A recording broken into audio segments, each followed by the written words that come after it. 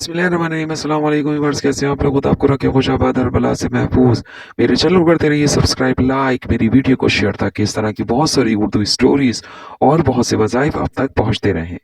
आज हम बता रहे हैं हिकायती रूमी रूम का बादशाह। बयान किया जाता है कि एक बादशाह पर ताकतवर दुश्मन ने चढ़ाई कर दी, इसका बहुत सा इलाका फतह कर लिया। इस बादशाह के कब्जे में सिर्फ किला और चंद शहर रह गए। ये बादशाह बुढ़ापे की उम्र को पहुंच चुका था। मजीद उफ्ताद ये कि इसका बेटा इसकी तमन्नाओं के मुताबिक न था। वो महसूस करता था कि न मैं दुश्मन से अपना इलाका वापस ले सकूंगा और न मेरा बेटा इस काबिल बनेगा कि मेरे बाद सल्तनत कायम कर सके।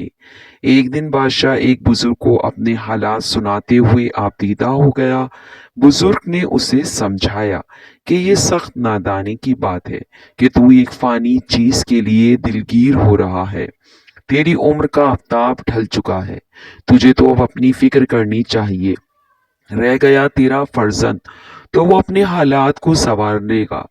ए बादशाह, सल्तनत हरगिज ऐसी चीज नहीं कि ऐसे जिंदगी का मकसद बना लिया जाए। गौर कर, अजम के कितने बादशाहों ने खुरेजी और जुल्म से सल्तनत हासिल तो कर ली, लेकिन इसमें से कफन के सिवा कुछ भी अपने साथ न ले जा सके। ए बादशाह, तेरे काम आने वाली चीज तो बस तेरे अच्छे अमाल हैं। बख्शिश और करम के दरख्त की आबारी कर कि इसके फल तुझे आसूदा मुतमईन रखेंगे। जो शख्स अपने पीछे भलाई के निशान छोड़ जाता है, इस पर हमेशा खुदा की रहमत नाजिल होती है। अच्छे अमाल में कोताही करने वाला नामुराद रहेगा। ऐसे नाकारा का ख्याल दिल से निकाल दे कि इसने तंदूर तो गरम किया लेकिन रोटी नहीं लगाई, यानी दुनिया में तो जिंदा रहा लेकिन भलाई का कोई काम ना किया। अब वो अफसोस से अपने हाथ काटने के सिवा क्या कर सकता है। जो लोग वक्त पर बीज नहीं बोते, इन्हें अपनी कोताही का अंदाजा इस वक्त होता है जब लोग खलियान आरास्ता कर रहे होते हैं। वसाहत। तो दोस्तों, शेख सादी रहमतुल्लाह अलैह इस हिकायत में इंसान की इस आम कमजोरी की तरफ इशारा कर रहे हैं कि वो अपनी औलाद के मुस्तकबिल को ताबनाक बनाना चाहता है और अपने इख्तियार व इक़्तिदार को दायमी बनाने की फिक्र में रहता है।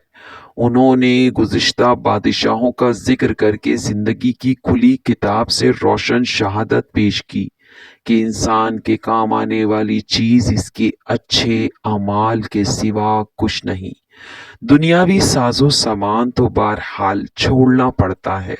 तो दोस्तों, इस हिकायत में बहुत वाज़ेह अंदाज में लोगों को ये बताया गया है कि इंसान तख्त व ताज, सल्तनत, बादशाहत, इक़्तिदार के पीछे जाता है, लेकिन वो अपनी कब्र में सिर्फ 2 गज कफन लेकर जाएगा और इसके अलावा आने वाली नस्लों के लिए, औलाद के लिए जायज़ नाजायज़, अच्छा बुरा सब कुछ करता है। जबकि इसे ये मालूम होना चाहिए कि जिस औलाद के लिए वो जायज़ नाजायज़ हर काम करता है, वो औलाद भी इसे कब्र में तन्हा छोड़ देगी और इस वक्त इसके काम आएंगे तो बस वो नेक अमाल कि जो इसने दुनिया में किए होंगे। मेरे चैनल को करते रहिए सब्सक्राइब, लाइक।